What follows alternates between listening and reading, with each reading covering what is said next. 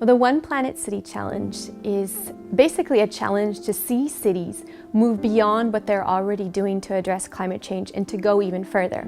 In that process, we want to support what they're doing, but we really want to challenge them to move farther.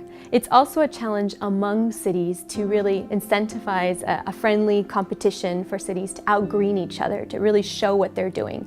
And then thirdly, it is a challenge to reward the cities that are really doing, implementing holistic and far-reaching climate action plans, both nationally but also internationally.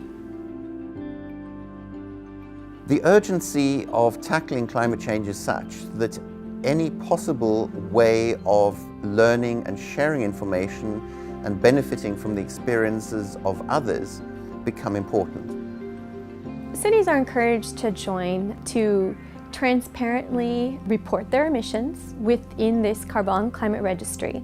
And that shows that they are demonstrating their own emissions and that they really want to move forward in creating climate action and change.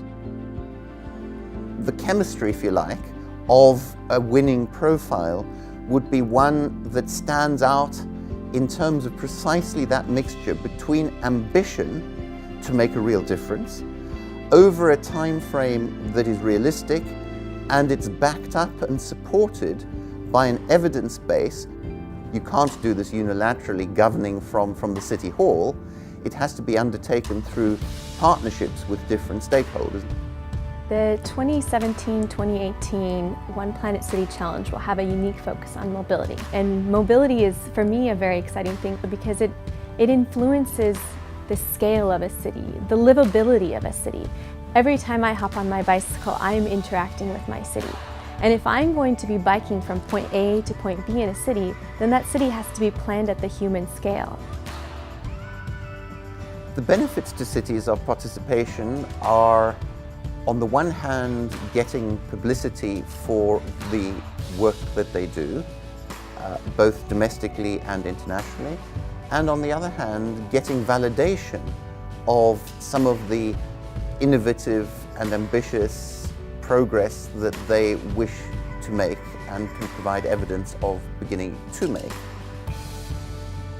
I think the major positive consequence of participating in that challenge is that we have an ability with WWF to spread widely that idea of we have to act all together to tackle climate change.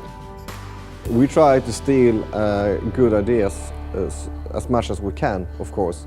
So that's why we like competitions like this, because that gives us a possibility to see what other municipalities do.